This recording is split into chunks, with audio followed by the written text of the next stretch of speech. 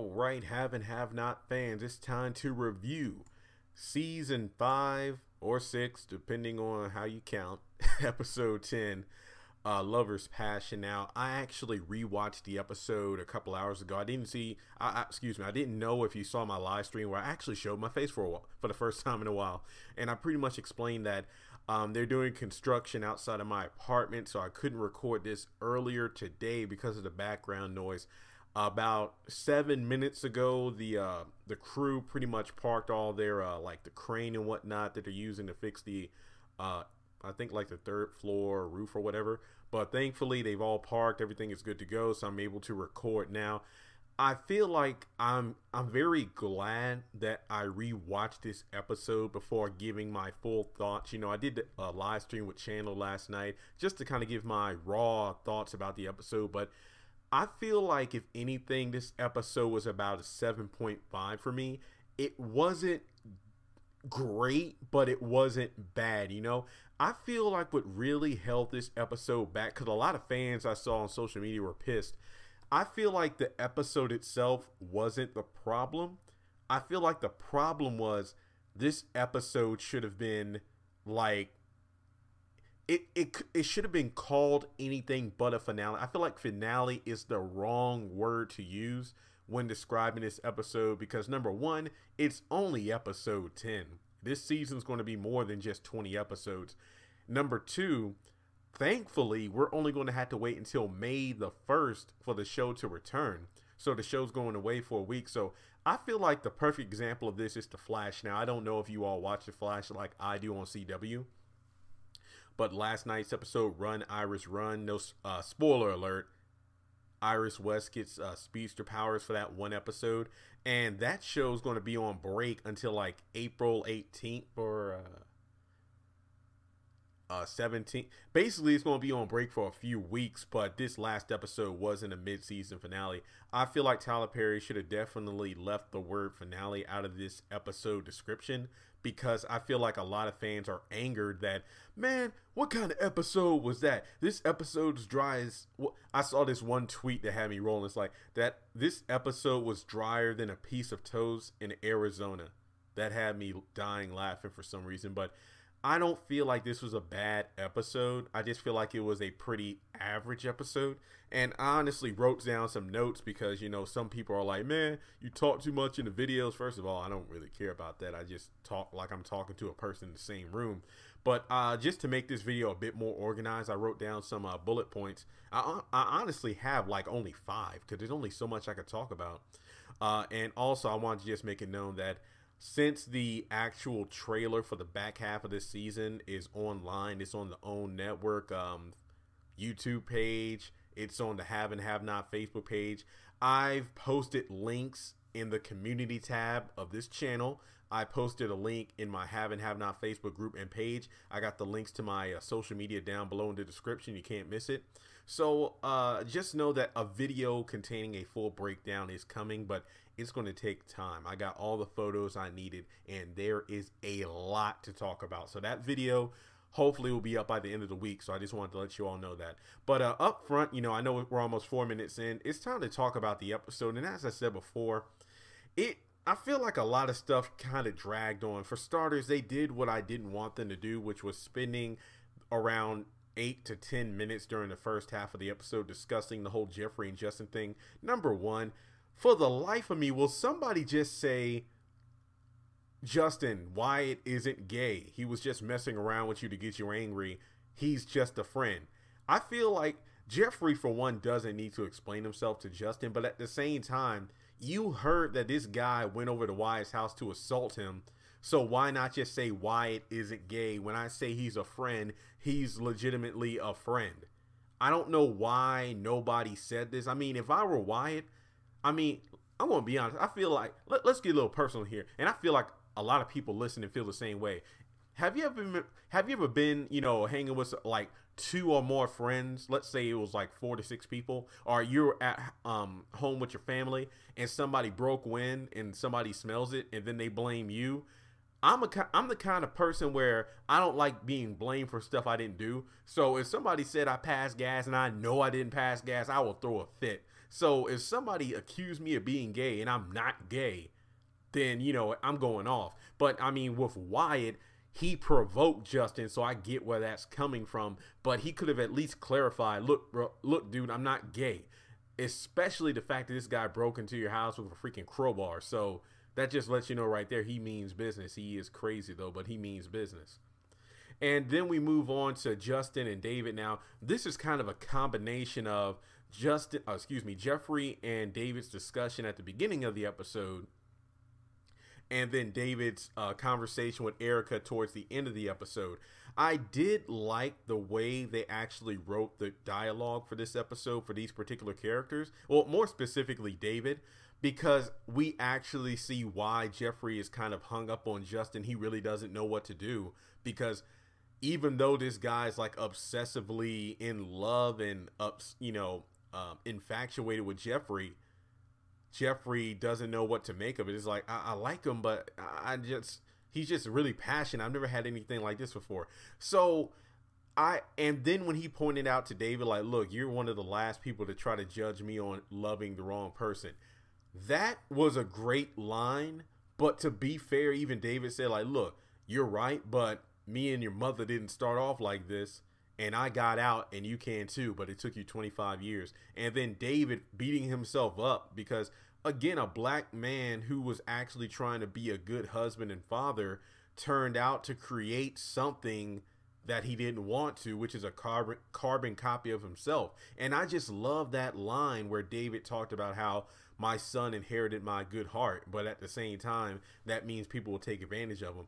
I loved when he was talking with Erica like that. And just the way Erica was reacting, you know, during the back rub and all, it just further lets me, in my head canon, if you will, my own way of thinking about this series, I would really love if Erica turned around and actually fell for David, because I hope she's really seeing that he is a good man, but the last thing he needs in his life is another woman or another woman screwing him over. I mean, his wife, Veronica, now his son's getting in trouble, and Erica sees this crumbling in front of her. So it's like, I would just hate for her to actually succeed in her scheme with Candace and Veronica and just take him for everything he has, because this man is literally losing everything, and yet he's sleeping with the enemy but doesn't even know it.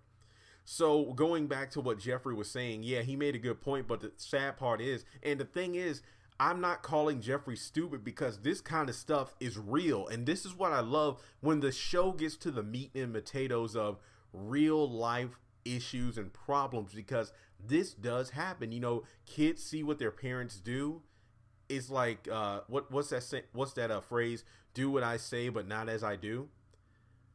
And Jeffrey is a prime example of that, you know, pretty much looking at how David was treated by Veronica, and yet he's going through a similar thing now. But my only issue with that is the fact he saw the path that his father took, how long it took for him to leave, and all the destruction that came in its wake. Now, you're not even with Justin officially, and you're going through all this drama now. So can you imagine what's going to go down as time goes on if you actually get together with this guy? So it just makes me really confused about what Jeffrey wants and why this is still continuing on. And I'm not going to talk about the the trailer for the back half of the season, because trust and believe, there is a lot to discuss, such as that one scene where Justin has a gun. It looks like he has a gun pointed at Jeffrey and then one in his own head. But again, that's another video for its time. So the Justin Jeffrey thing, I just feel, I mean, if anything, it looks to me like Justin was brought into the series just so David could see that his son is literally becoming him. I can appreciate that, but I don't really like the storyline. All right, for the next point, let's see here.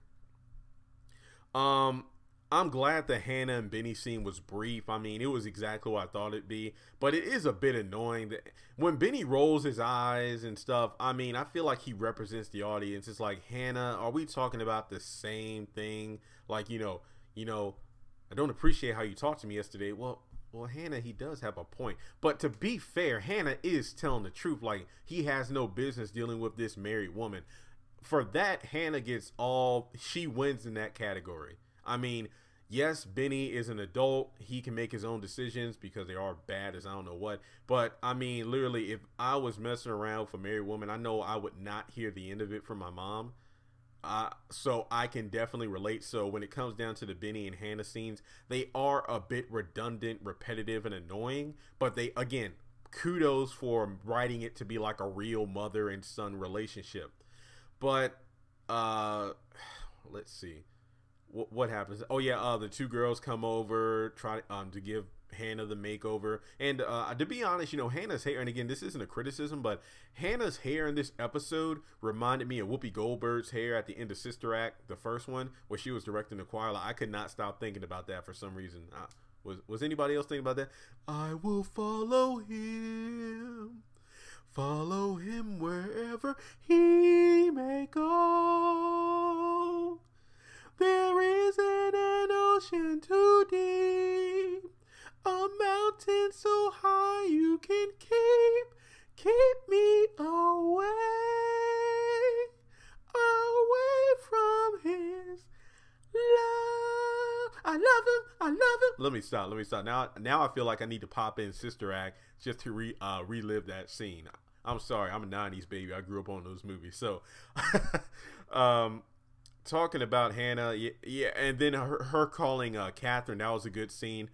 You know, Hannah was kind of beating around the bush. I'm glad she's coming to her senses, taking the job offer, but to be a supervisor, and so I can appreciate that. So I'm glad to see that Hannah is taking a step in the right direction with working for Catherine again, because she needs a job and she needs money. So no need of this whole I don't want your help, because just take it. Just take. I feel like deal or no deal. Just take the deal, Hannah. Just take it. All right. Then another thing I wanted to talk about. Did anybody else but me catch the vibe that Catherine was really impressed with Jim when it came to getting back Wyatt's inheritance? I don't know about you, but I feel like she was really impressed. I just love. I mean, yeah, Jim was like a smug asshole. It's like, look, I have my ways, Catherine. And this is why you need me. I mean, yeah, he was smug and all, but I just love that scene. I mean, that was definitely one of the highlights of the episode, in my opinion. I just love that scene. And again, it just shows that if these two could work together, my God. Same thing with David and Veronica. If these couples could work, if they can get their stuff together, they will be incredible. Let's see here. So it looks like they're going to be waiting in Wyatt's condo or whatever. So obviously he's going to come back high, because there is one particular scene in the trailer that, again, I said I wasn't going to talk about, but there are a couple things I wanted to point out. It's sad to say it looks like Wyatt hits his mom, because there is a brief scene where, damn, it's like freaking Wyatt is the Incredible Hulk. It looks like he has like this giant brick or whatever that he's about to smash on top of Jim's head, and Catherine is like screaming for him to stop. That is sad, man. That is just, how much coke did he? I hope he didn't snort that entire supply. But you know, again, let me stop, because all of that is going to come in my extended video about that trailer, because I am just like, I can't believe he hit his mom. That's okay. Let's see what else we have here. We're almost done. Oh yeah. So I did enjoy Candace in this episode, because I just love the fact that the wheels are turning. Like, this is what I like to see. Her not acting like this over the top pimp or whatever. This cunning, conniving, scheming Candace is what I like to see. And the fact that it looks like she took a shower, and she is wearing, well, a sexy outfit, but it's not as disgustingly revealing as her last one. So I do enjoy the fact that she did change clothes. And yeah, the fact that she had the whole scheme with Gia and Rocky to get the photos of like Jim Cryer's accounts with the computer, that was well planned out. I don't think that was outside of Oscar's character. I don't think, because literally he called out Gia as soon as she got to the table. So I did like that. That was pretty cunning. I mean, the fact that Oscar is working on a scheme, yet he got caught in a scheme right in the middle of doing something. So again, that was really sneaky. I did like that aspect of Candace Young. And then when she showed up, yeah, Oscar should have known better than to go to the room. I mean, Oscar going up to Candace's room was just as dumb as him returning to Candace's house after getting the money from her to give back to Jim. And that's saying something. I feel like that was just, at least this time, Oscar had a valid reason for going up to the room, because it had to do with the whole scheme to get Charles to lose the presidency. So for that, I don't mind him going up to the room, but it looks like she's going to pull a Bill Cosby and knock him out so she can get the account information in the next half of the season. So, I mean, I put a little something in Oscar's drink so he can go, tipsy-turvy and pass out on the bed. So then I got in front of the computer, I got the account numbers, and then in the Cryer Foundation, I got Wyatt Cryer's inheritance. So, whoa, because I'm chocolate and Oscar has the ice cream icicle pop, and I put him to sleep. Yeah, so I mean, I'm not really good with Bill Cosby impersonations, but I mean, I have a friend who is. I'm really jealous he can do it. Oh, hey. But I'm just kind of upset that, Oscar fell for the whole drug and the drink thing. He should have known better. But to be honest, it's Tinka Sumner. She is fine. But, I mean, being somebody on the outside looking in, I would not have gotten involved because, I mean, to be honest, Oscar even admitted that, the sex was amazing. So, hey, it is what it is. And the fact that she was, quote unquote, horny for that money, her money. And I am a bit, it's just a pet peeve at this point that she's still on about the whole "you took my money" thing. So now it seems like either Candace is going to intercept Wyatt's inheritance, or Candace is going to steal, because she said Jim Cryer's account. So for all we know, she's probably going to drain all of the money. Oh my God. She's going to take all the money that Catherine put in there, which was what, $10 million? Plus, I'm guessing, what's left of Wyatt's inheritance. So she's going to be getting a bigger cash cow than the one she got when she extorted the money from Jim in the first place, at $7.4 million. So yeah, that trailer video I'm going to do is going to be really long, guys. Let's see, what else do we have? Candace. Candace scheming with Veronica. Again, I just love the whole dynamic because Veronica is condescending because that banter. It's like if Lex Luthor teamed up with, Two-Face or the Joker, or Brainiac. Whenever these villains in like comic books team up, that's one of the best parts, the back and forth banter, because they're not going to act all friendly with each other like the heroes. Okay, you help me, you scratch my back, I scratch yours, but at the end of the day, you're beneath me. They try to one-up each other in dialogue instead of getting the job done quickly. And another thing that made no sense to me was the whole thing about giving Veronica the address. Is like Candace goes back and forth about not giving her the address, and then just out of nowhere gives it to her. I mean, Veronica was threatening the whole canceling the account, but Candace was quick to call out on her bullcrap. And to my knowledge, can you even set up a bank account over the phone like that? I mean, I get it. The Harringtons and the Cryers, they can make stuff happen. But speaking from my own experience, I don't think that's how it works. I think you have to sit down in the bank face to face with one of the tellers or agents there, and they can help you do it. There's paperwork you need to fill out. I mean, yeah, everything is done electronically nowadays, but I mean, to my knowledge, I don't think you can do that. I mean, again, let me explain. Like a few weeks ago, my radiator broke in my car the second I parked at the repair shop. So luckily, I didn't have to get towed. I was trying to get the money. This was like 5 days before I got paid. So I was like, oh my God, I can't afford this. So I was on the phone for 30 minutes trying to get somebody at BB&T to answer the phone. 30 freaking minutes. I worked in the call center 3 years, so I have the right to be frustrated. So by the time somebody got on the phone, I was asking if there was any way I can get like a brief loan and then paying back in a few days. And, oh, we're sorry, we can't do that kind of transaction over the phone. You have to come to a bank. Then I got really pissed. So I didn't know you can like just set up an account magically like that over the phone. I mean, like I'm tempted to call the bank right now just to kind of test that theory to see if that's something I could do over the phone, as opposed to going to the bank. But then I remember what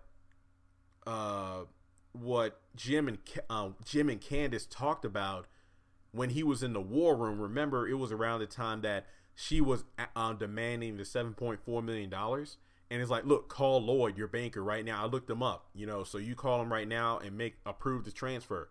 Now, what I'm thinking is, because Candace called Jim out on his crap. It's like, look, I have to be there in order to make this transaction happen. She's like, no, you don't. I know how rich people are. You're too busy out doing this and that. You don't have time to go to the bank to get this kind of stuff done. You just do everything electronically or over the phone. So it seems like that trait has been reenacted with Veronica simply calling Lloyd to set up this account for her, you know, via the paperwork being done within an hour's time, all electronically. So that's the best way I can explain that. So now that I thought about it, that I said that thought out loud, it makes more sense in terms of the consistency of the story. And to be honest, I think that's about it, aside from the end of the episode. Not when Veronica goes to the house, but Wyatt going to the, what was it called? The Iron Bone was the name of that Malone bar, I'm guessing.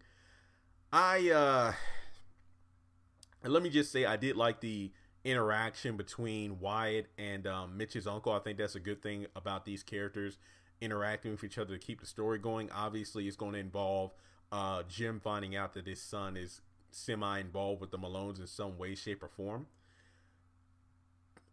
I mean, number one, damn, Wyatt carrying that much cash on him at once is a risk, but I'm guessing he did that on purpose to get drugs. And, I mean, golly.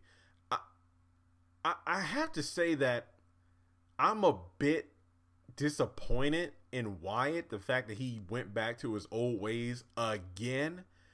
And also the fact that it's just going to be...